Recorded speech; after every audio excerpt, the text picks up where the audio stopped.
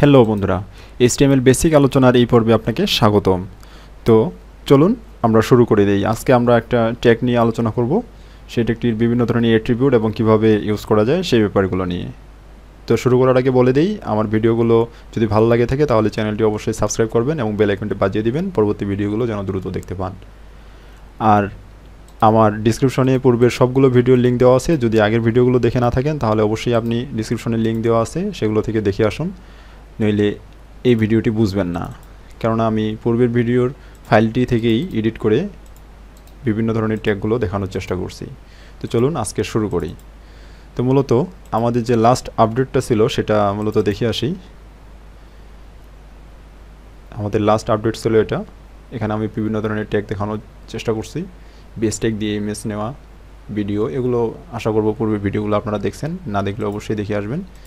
তো আমি সাবলাইন text open করে নিচ্ছি এবং এই ফাইলটিতে আমি সাবলাইন টেক্সটে আমি আমার এই যে ফাইলটি এটি ওপেন করে নিচ্ছি, ড্র্যাগ অ্যান্ড ড্রপ করে এখানে এনে ছেড়ে দিলাম। এই হচ্ছে আমার ফাইলটি। তো আজকে আমরা মূলত কথা বলবো আইফ্রেম ট্যাগ নিয়ে। ওকে, আইফ্রেম কিভাবে ইউজ করতে হয়। আইফ্রেম দেখুন, আমি আইফ্রেম লেখার সাথে সাথে চলে আসছে এবং এসআরসি। আইফ্রেম মূলত একটা ফ্রেমের মতো দেখা যাবে, সেখানে আপনি বিভিন্ন ধরনের ডকুমেন্ট রাখতে পারেন। সেটা হতে পারে ইমেজ, হতে পারে বিভিন্ন ধরনের টেক্সট, হতে পারে কোনো টেক্সট ফাইল, হতে পারে আপনার কোনো ভিডিও। তো আমরা সর্বপ্রথম দেখব কিভাবে এখানে ইমেজ অ্যাড করা যায়। ওকে, তো লক্ষ্য করুন এখানে আমি আইফ্রেম নিয়েছি। এখন এখানে যদি আমি একটা ইমেজ নিতে চাই তাহলে আইফ্রেম দেওয়ার সাথে সাথে কিন্তু একটা অ্যাট্রিবিউট এসআরসি, অর্থাৎ ইমেজের যে আমাদের অ্যাট্রিবিউটটা ছিল, এখানে যেভাবে আমরা ইমেজগুলো ব্যবহার করছি, সাপোজ ধরুন যে আমি এখান থেকে আমার পূর্বের ফাইলটি থেকে আমি এই ইমেজটি দেখাতে চাচ্ছি, তাহলে আমাকে এই ইমেজের টাইপ এবং নামটা জানতে হবে। এই ইমেজের টাইপ হচ্ছে আমার পিএনজি টাইপ। প্রপার্টিজে গেলে লক্ষ্য করবেন, দেখুন পিএনজি লেখা আছে এবং ফাইল নেম দেওয়া আছে ডিইএ। তো চলুন দেখে আসি। এখানে আমি এসআরসিতে এখানে ডিইএ দিয়ে দিলাম এবং ডট পিএনজি। ওকে, তো এখানে কিন্তু লোকেশন দেওয়া লাগবে না। কেন?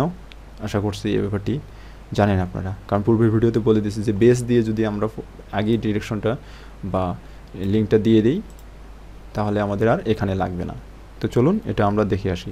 কন্ট্রোল এস দিয়ে সেভ করলাম এবং যদি আমি এখানে রিলোড করি তাহলে আমার এখানে লক্ষ্য করবেন একটা বক্স আসছে, এই বক্সের ভিতরে ছবিটা আসার কথা। দেখুন ছবিটা আমার চলে এসেছে, লক্ষ্য করছেন?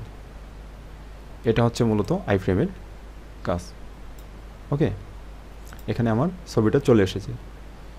ওকে, তো এভাবে কি করতে পারবেন, এখানে বিভিন্ন ধরনের ইমেজ, চাইলে আপনি ভিডিও রাখতে পারেন। আমি ভিডিও এখন দেখাবো আপনাদের। এখানে আপনি আইফ্রেমটার একটা অ্যাট্রিবিউট দিয়ে আমি আপনাদের এগুলো ব্যাপারগুলো বুঝিয়ে দিই। অ্যাট্রিবিউট হাইট ওয়াইড দিতে পারেন। হাইট ওয়াইড দিয়ে দিলাম আমি 300 পিক্সেল এবং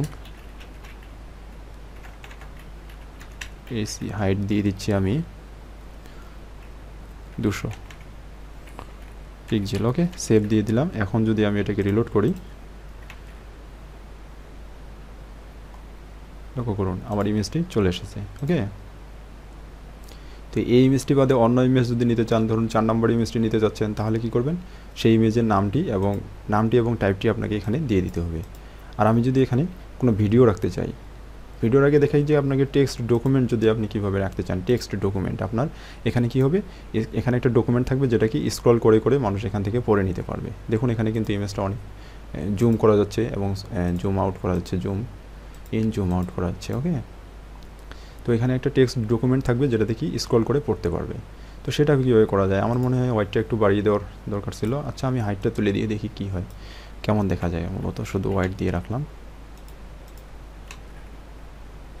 এরকম আসতেছে। তো আমি এটাকে 500 করে দিলাম, দেখি তো কী হয়। এবার একটু বড় করার চেষ্টায় আছি আমি, 500/300 করে দিচ্ছি আমি। তাহলে 500 বাই হাইট দিয়ে দিলাম আমি 300 পিক্সেল, দেখতে যেন সুন্দর হয়। ওকে, এবং আমি যেন বুঝতে পারেন, এই ব্যাপারটি হচ্ছে আমার উদ্দেশ্য। ওকে, লক্ষ্য করুন এবার দেখতে ভালো লাগতেছে। ওকে, তো এখানে যদি ইমেজটি আপনার বড় হতো, আমি একটা আলাদা ইমেজ নেওয়ার চেষ্টা করি। লক্ষ্য করুন এখানে থেকে যদি আমি আমার প্রজেক্ট ফাইলটিতে যাচ্ছি, এখান থেকে ধরুন আমি বড় একটা ইমেজ নিতে যাচ্ছি। বড় ইমেজ ধরুন আমি এবিসি, এই যে ইমেজটা রয়েছে এটা নিব, abc.jpg। ওকে, তাহলে আমি এখানে abc.jpg ওকে, সেভ দিয়ে নিলাম এবং এখানে এসে রিলোড দেব। কন্ট্রোল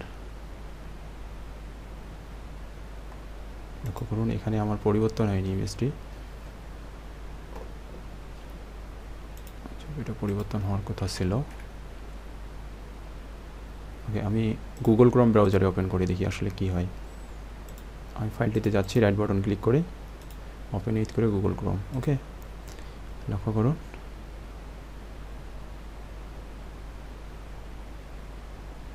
দেখুন এখানে কিন্তু আমার ছবিটা চলে আসছে। এই ছবিটা কিন্তু অনেক রেজুলেশন অনেক এবং অনেক বড়, যার কারণে একটু লোড হতে সময় নিচ্ছে। দেখুন যদি বড় ইমেজ হয়, আমি মূলত এটা আপনাকে দেখাতে চাচ্ছি যে বড় যদি ইমেজ হয় তাহলে আপনি যদি সাইজ না দিয়ে থাকেন তাহলে এটা কিন্তু সম্পূর্ণ ডকুমেন্টটা নেবে। আর যদি আইফ্রেমের ভিতরে দেন সেক্ষেত্রে আপনার ইমেজটা এভাবে ড্র্যাগ অ্যান্ড ড্রপ করে দেখতে পারবে।